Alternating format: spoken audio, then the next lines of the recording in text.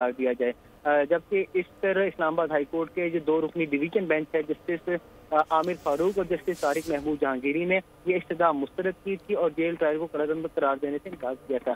तो वो भी इस्तदा मुस्तरद हुई, तो उसका तस्करा आज बानी चेयरमैन पीटीआई ने कमरा अदालत में भी किया।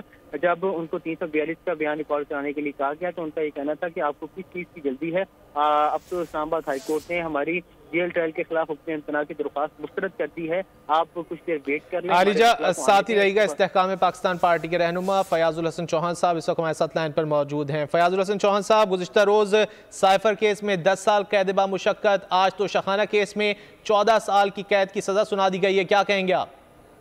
बिस्मिल्लाहिर्रहमानिर्रहीम। As you sow so shall you reap.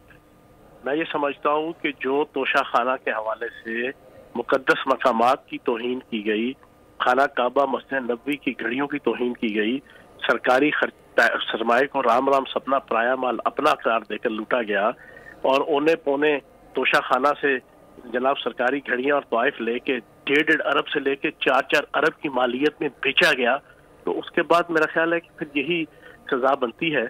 और मैं ये समझता हूँ कि साबिक चेयरमैन तहरीक इंसाफ को इस अंजाम तक लाने में बुनियादी किरदार जनाब बुशरा बीबी का है। और अभी तो सिर्फ एक इशू जनाब सैकड़ों हजारों एस्पेक्ट जो बुशरा बीबी की वजह से नेगेटिव इम्पैक्ट आए तहरीक इंसाफ के ऊपर, साबिक चेयरमैन तहरीक इंसाफ के ऊपर, हम सारों के ऊपर, उनमें से सिर्फ अभी एक इशू को एड्रेस किया है अदालतों ने। अभी तो सैकड़ों जनाब और ऐसे इशूज हैं कि जो एड्रेस के काबिल हैं। तो बिल्कुल ये सजा हुई है और ये एक हक सच के ऊपर मबनी सजा है। फयाज साहब, वो ऐसे कौन से इशूज हैं जिनकी आप बात कर रहे हैं जिसमें मजीद अभी मुश्किलात का सामना करना पड़ेगा?